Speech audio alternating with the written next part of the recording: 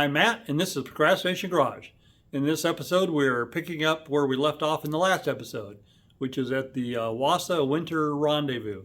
It's an event hosted by the Washington State Snowmobile Association, and this is day 2.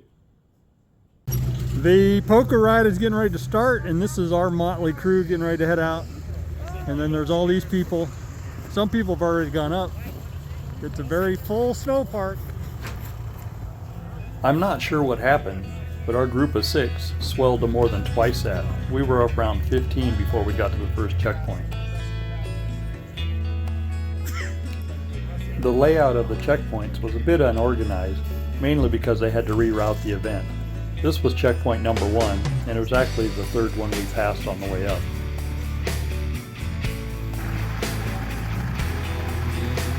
You never know what you might find on a poker ride. I don't remember if this was a really old machine or if it was made to look like a really old machine, but it's certainly different. At one point, my daughter and I had to break away from the crowd. We needed a bathroom break, but check out the views.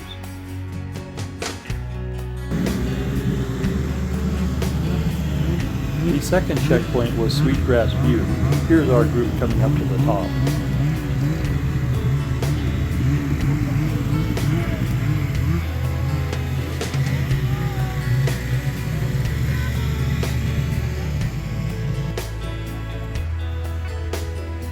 This spot had a 360-degree view. It was pretty impressive.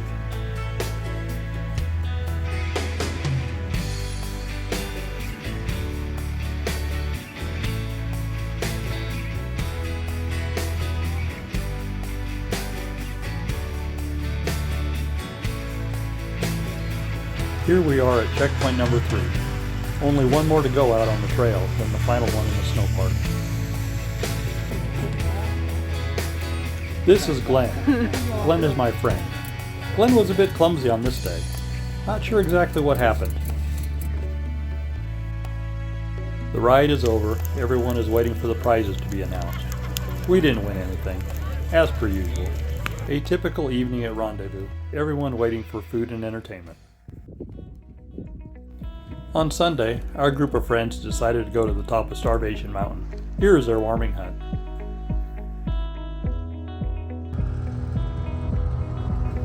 Conditions were mostly cloudy and foggy, but the snow was the best we'd seen all weekend.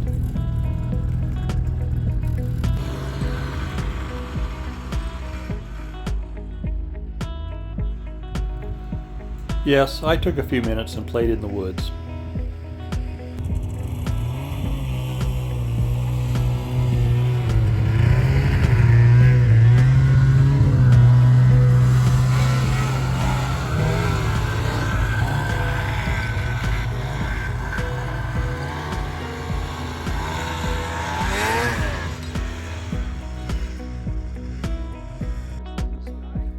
Believe it or not, for about 5 minutes, the sun broke out and it was gorgeous out. But it didn't last very long. The clouds and fog rolled back in.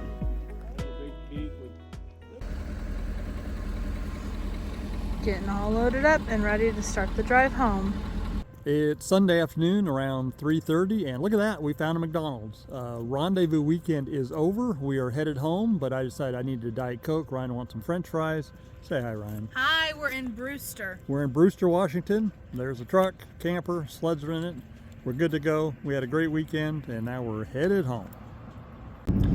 It's just after 7 p.m., and I just dropped my daughter off at her house, and it's just a couple miles to home. And we did have an excellent weekend. A lot of fun. Snow wasn't great, but we have some great friends. Rode with some good people, some new people. So it was certainly a worthwhile weekend. Looking forward to next year, which is supposed to be in Dayton, Washington, and be riding the Washington and Oregon Blue Mountains. So that'll be pretty cool. So that's it. Fun's over. Time to get back to work. Hi, Matt here. Do me a favor. Hit the like button and subscribe if you haven't already. And please don't be afraid to tell your friends. They'll enjoy it too. Maybe, maybe not, but tell them, please. It's Wednesday morning, about 7 a.m., and check out that sunrise. Yeah, that's worth getting up for. It's Thursday morning, around 10 a.m., and it's a chilly morning. 31 degrees, slight breeze, just a couple of snowflakes coming down. See, it snowed a little bit last night. We're not expecting any snow in the forecast. Tomorrow going snowmobiling, so that means moving my snowmobile out of the trailer connected to the white truck, loaded in the back of the green truck. But our primary focus this morning is getting the interior lights working again on the trailer, trying to figure out why they're not working. Now, the other issue, if you recall, I came back from snowmobiling, and when I shut off my lights, the lights for the running lights for the trailer and the camper stayed on. And that issue may be related to not having any lights inside the trailer. I think there's a ground issue there. So what we're going to do is we're going to start by looking at ground. Well, first we'll start inside the trailer. We'll check to see if our battery's charged, and then we'll check the switch. I think where we need to go, though, I've got a little box right here, and there could be some corrosion in there. And also, you see hanging down there are a couple of fuses. They're supposed to be weather sealed, but the fact that they're hanging down there, that's not really a good spot for them. I mean, I put them there, but that's not really a good spot for them. So we might have some corrosion in there. So we're going to have to start doing some troubleshooting to figure things out, and I'll show you as we go. I guess the first thing we'll confirm is the lights are not working. It would really suck if I turn the switch and they come on, because I hate intermittent problems. So we'll come over here to the switch. And looky there, they work. Oh, I hate that. Okay. Well, I guess there is good news here. That means our batteries have juice, and it means our switch works. Now, what we don't know is why it's in intermittent condition. Now, we could think that maybe it's the switch itself. I guess we can go ahead and pull the switch, make sure the terminals are where they're supposed to be. We'll check all the terminals over there at the batteries. But here's what I don't know or don't remember. I suspect the battery power leaves those batteries, or the leads leave the batteries, and they go up to that junction box on the tongue that I showed you. And from there, I think it's distributed back, and then would come through all these lights and through the switch. So I'm guessing that we have a corroded connector there, which would make sense why the running lights sometimes are kind of ghost lighting. They're coming on when there's no power applied. The power they're getting, I'm sure, is from these two batteries here. They're not getting it from the truck, although it's possible they're getting it from the camper, because the camper lights are on too. But as I recall, I disconnected the camper wiring, and I still had the ghost lights on the trailer here. So I suspect that's not it. So anyway, this is kind of good news. We're going to check the voltage on those batteries, see if our solar charger is still doing what it's supposed to. Hopefully it is. If it's not, I can put a charger on them and top it off. But after we do that, then we'll dig into that box on the tongue. But okay, check voltage. So real quick, here's another test we can do. When I got home the other night, my lights were on, my ghost light problem. So I disconnected the trailer from the truck. And as soon as I did that, then the lights go out. So we've got the interior lights on right now. Let's see if I hook this back in, if that has any effect on the interior lights. Because in the past, when I checked the interior lights, I believe the camper's been plugged, or the trailer's been plugged into the truck. So let's check it. We're plugged back into the truck.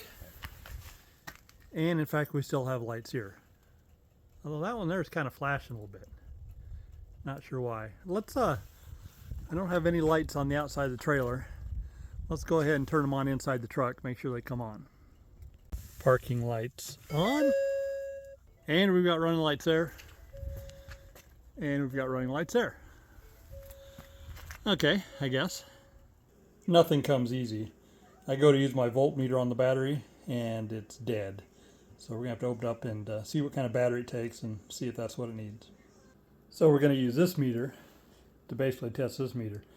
What I'm going to do is I'm going to check the voltage of the battery, and then I'm also going to check to make sure that fuse is good.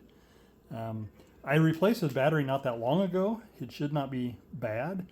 On the other hand, I do remember leaving it on for a while, a couple days or something, but also might have popped that fuse. So we'll figure out which it is. That's a 9-volt battery. That's in the 10-volt range, and look how low it is. So probably the battery's bad. I'll go ahead and check the continuity of the fuse just to make sure though. Yep, fuse is good, just the battery. Now, do I have a 9-volt? I mean, I could just go ahead and use this meter, but sometimes it's nice to use a digital one. New battery installed. She's working good. Now let's make sure we shut this one back off. You can see our newest family member is hanging around here in the pump house. No, he's not. He's still a stray cat. Kind of skittish, but I came out to give him some treats. I've got the leads on the battery, and we're reading 9.38 volts. That's not a good number. That should be 12 or higher. We'll go ahead and bring a charger out and put it on the charger. Now the solar panel's been covered with snow. That might have some effect. Plus, these just are not very good batteries. I'll go ahead and check the upper one too. It should read about the same. And I'll go ahead and disconnect the truck too to see if that has any difference. So that's interesting. It jumped up 2 volts when I disconnected the wiring from the truck. That's on the bottom battery. I don't know if I showed you, the top battery is reading the same. So, all right. I suspect, we have a ground issue for sure. This bolt here and this one over here are what connect this plastic junction box to the trailer frame. The ground wire for the whole system is connected to this bolt on the inside. So you see how rusty that one is. So you can assume it's the same on the other side as well. And I don't remember if the box is grounded as well. I don't know. So what we're going to do is hopefully we're going to remove these bolts and not break them. And then we'll clean everything up. The wiring is kind of tight. I'm not sure how much I can move stuff out of the way. And I'm definitely not sure how much I'll be able to show you. But we'll get it figured out. And I should be able to get a shot, at least we can see how corroded it is on the other side. This bolt here came undone easily. The one at the back, I'm not sure. Can you see it up in there? It's hard to get to with a wrench because of the wires and stuff. So I decided I was going to open this up. And so now we're on the inside looking at it. Things don't look terrible in here. They're not perfect. We've got some corrosion, but not as bad as it could be. So anyway, I'm still working to get the box loose. Upon further inspection here, there's really only 2 that seem to be a problem. You can see one is the green wire, and the other one I think is a brown wire. This one is really bad. That one there is a little bit corroded. The rest of them I don't see a real problem. I don't think I'll mess with those, but I'll take those other 2 and clean them off. And then I'm concerned about the ground wire.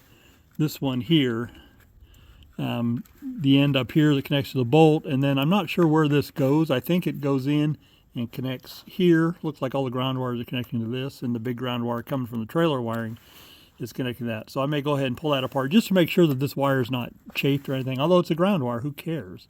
As long as it's not broken. We still need to get that bolt out down there. We may not want to do that right away. Or what I should say is maybe we don't want to remove this one completely. Keep it tight so everything stays in its relative location. So maybe I'll tighten this one back up and then I'll work on that one. Now that I've got the cover off, I can kind of move these wires around a little bit, I think, and get to it.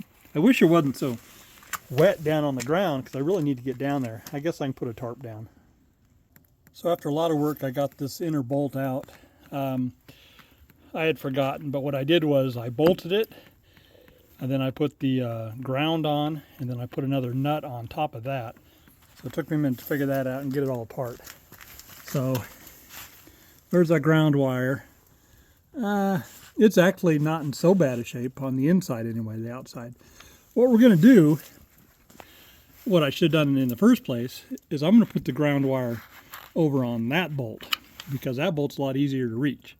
So we will swap the 2 bolts because this one is shorter than the other one. So we'll clean this connector up, clean this bolt up. We'll swap that ground wire over. Then we'll start working on those 2 inner wires and connectors that need to be cleaned up.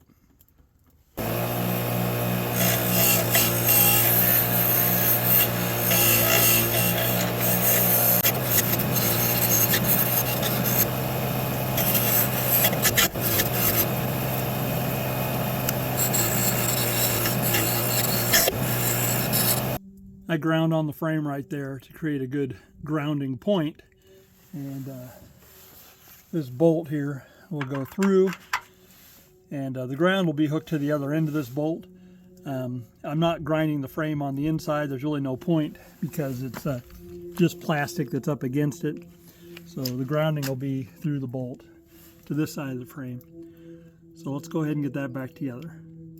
The ground is redone. And not only did I reground it there, I also replaced this little ring connector here because it looked like it was probably a little rusted. And when I got it apart, I could see the wires, they've got a little bit of corrosion, but I think they're going to be okay. So next thing is we need to get at those two back in there and get those cleaned up.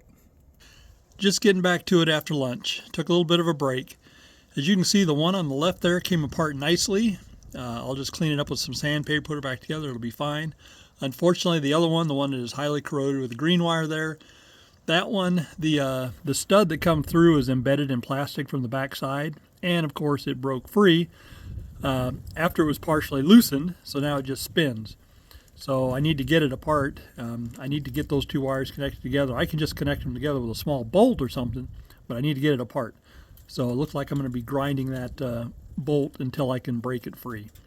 So I'll do that and I'll show you when I'm there. I'm in the process of putting everything back together.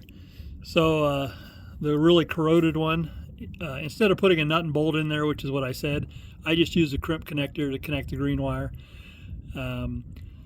So I had to undo the black and one of the white grounds over here to reroute things a little bit. But I think I'm at the point of putting this cover back on. But before we do that, let's make sure we still have interior lights. So we need to hook the main cable here back up to the truck, and then we need to check the lights inside. Truck and trailer hooked back together, and you can see we don't have any lights on. That's a good sign. And not up there, and certainly not on the truck. So let's turn the truck lights on and see what happens. You can hear the truck chiming. Got lights on the camper, lights on the outside of the trailer. Now let's see if we turn on the inside lights. There's light fixture, and there's lights. Except the one up there at the very front. I wonder what's up with that. I'd say that's a separate problem. Okay, all the interior lights are working, except this one right up here. It works when it wants to work. I mean, it could just be defective because these are cheap Amazon lights. But let's go ahead and take this light down and make sure we don't have a bad connection. I've got the light down. I'm not seeing anything obvious. All the wires on the original factory soldering is okay. My connections, even though my tape sucks, there's no loose connections there. Now, these are pigtails from somewhere else. That could be the problem. I'd have to open up a bunch of other stuff. I'm not going to do that. So we're just going to put it back. Maybe I'll order some extras. Like I said, I really think it's probably the light. All right, let's wrap this up. The cover's back on, and we sprayed that wire there and nut and bolt with some battery protector inside and outside. So we're calling the project done, but we don't really know if we fixed anything or not because everything was working today and continues to work. So time will tell. I've learned something. I mounted this box out here in an effort to clean the wiring up and get it to where I would have less corrosion problems. It hasn't solved my issue. I think next time I do this, since I've got quite a bit of extra cable here, I think I'll go ahead and put it inside the trailer right up front. Not sure when we'll get to that project, probably not until the wiring starts acting up again, which may be a couple days, who knows. But I'd like to do it when the weather is nicer. So now I need to get my snowmobile unloaded from this trailer here and loaded in the back of the green truck, and I'll show you when I'm done. The green truck's all loaded up and ready to go, but something's just not right with the green truck. Recently when I've gone to start it, there's like a little bit of a hesitation. It's almost like the ignition switch is messing up. But before we get to that point, let's take a look at the battery. I've had issues with the positive on this thing getting really corroded. So let's check that and clean it if we need to. At first blush, we definitely got some issues here. We got some issues all underneath the hood because I'm missing a fender liner. I'm not missing, I know where it is. I just never put her back in. Probably should do that. But let's go ahead and take these battery terminals off and clean them up a little bit. Well, I'd say that's a good place to start. That's pretty corroded, both the positive and the negative. I've got one of these handy dandy battery terminal tools to clean with, so we'll use that. So the negative cleaned up real nice. There's the terminal on the battery. And then if you can see down in there, I've got that clean. The problem is over here on the positive. As you can see, the battery terminal looks good, but look at this clamp. It's broken. So that could very well be our problem. I pretty much got it cleaned up on the inside. I don't feel like tackling this today. I've been out in the cold too long already, so we'll put it off for a few days.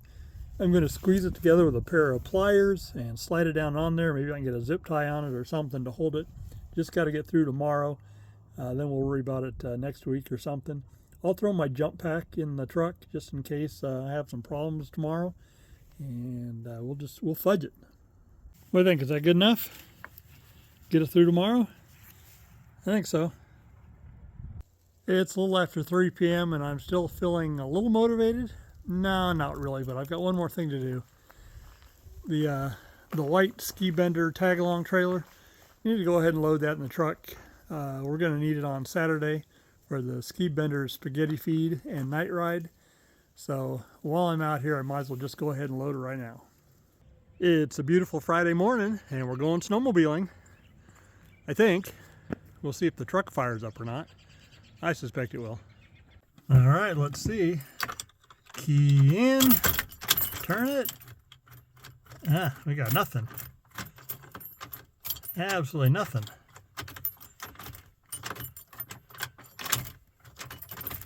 Yeah, we got no lights or anything.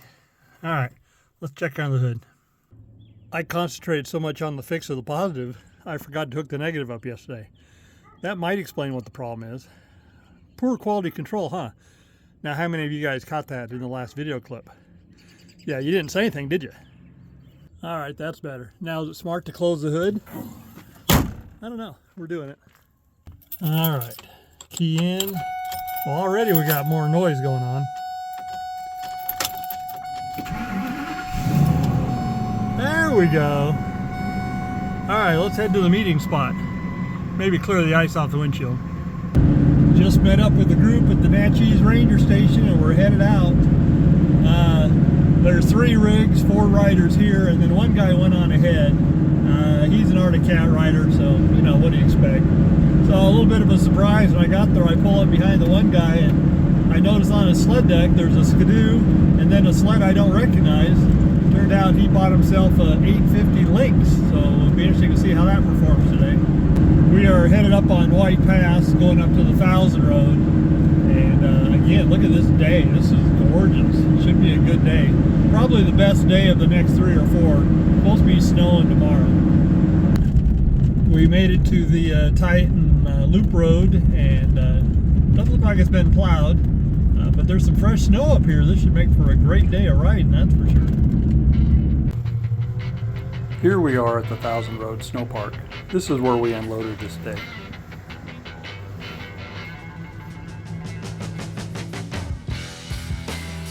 Stopping and taking a break. Up there is Darwin Mountain.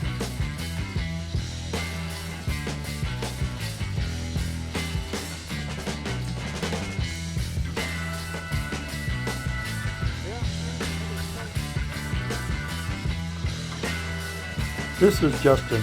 He's the young hotshot of our group.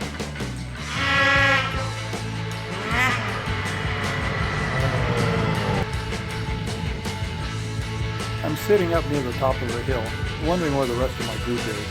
I waited here for quite a while.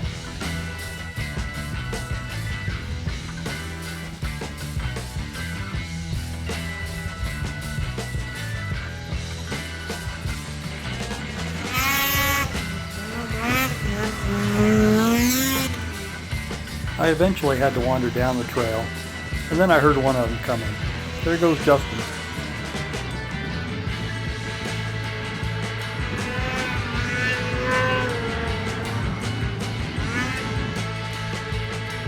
A few minutes later, the other 2 finally showed up.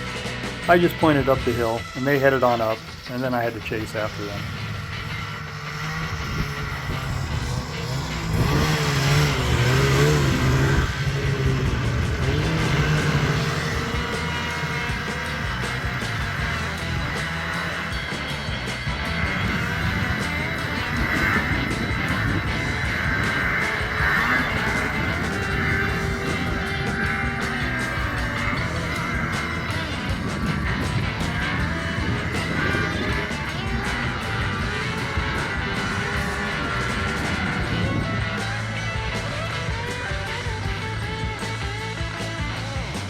This is the bad spot.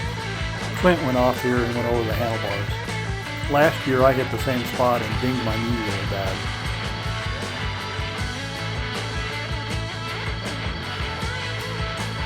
This is Clover Flats.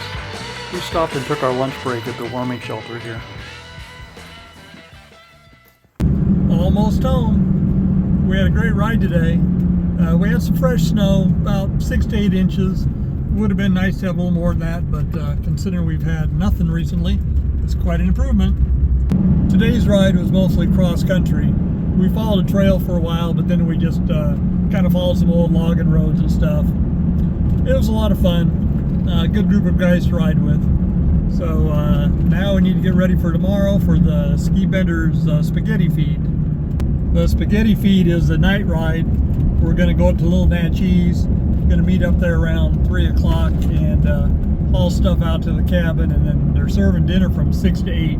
So it'll be dark, so we'll be coming back sometime after that. So should be a fun time. Not sure what the weather's going to do. Calling for snow, I think, so hopefully it won't be miserable snow, but we'll see. We had a great ride yesterday, and now it's time to make the donuts. I mean, it's time to swap the sled back into the trailer. And in case you're wondering, the zip tie on the battery held just fine. No problems with the truck, except for when we first tried to start yesterday morning. You'll remember I didn't have the negative hooked up. Anyway, let's get swapped around. Can you tell? You'll just have to take my word for it. Everything is all swapped around, gears loaded, we're ready to go. About an hour I'll be leaving to pick up my daughter. We met up with our friends in Little Natchez Snow Park and hauled all the supplies out to the Government Meadows cabin. We arrived out there around 4 in the afternoon. Just hanging around waiting for the food to be served. This video was around 6:30 p.m. At one time we had about 36 sleds parked outside. By 8 p.m. we were loaded and ready to head back to the snow park.